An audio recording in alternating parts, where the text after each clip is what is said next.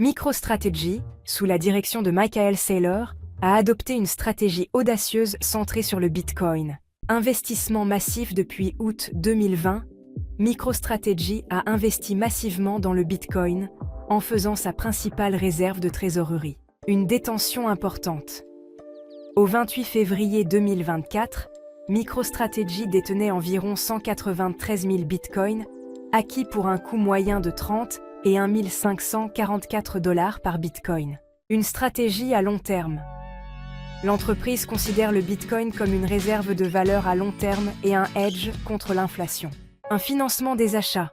MicroStrategy a utilisé diverses méthodes pour financer ses achats de bitcoin, y compris l'émission d'obligations convertibles et la vente d'actions. Influence sur le marché. Les achats importants de MicroStrategy ont souvent eu un impact significatif sur le prix du Bitcoin. Éducation et promotion. Saylor est devenu un fervent défenseur du Bitcoin, utilisant souvent les plateformes de médias sociaux pour promouvoir la crypto-monnaie. Transformation de l'entreprise.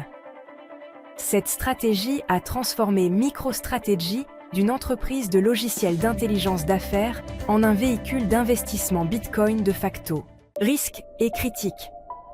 Cette approche a été critiquée comme étant risquée, exposant l'entreprise à la volatilité du marché des crypto-monnaies. Vision future.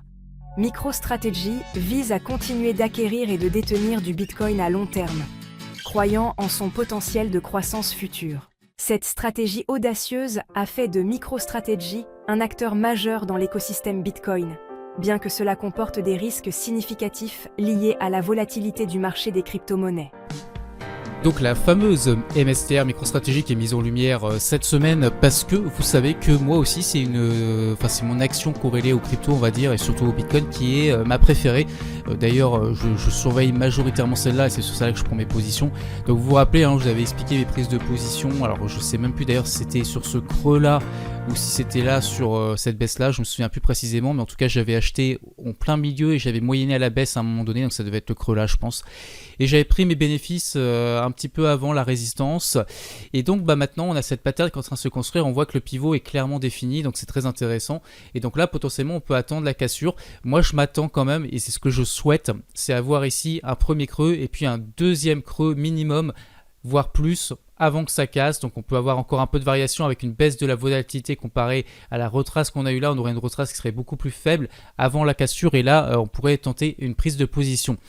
Donc moi c'est ce que je souhaite. Là si ça part directement, j'aurais peur qu'il y ait un faux signal parce que le Bitcoin n'est pas encore en sentiment de marché.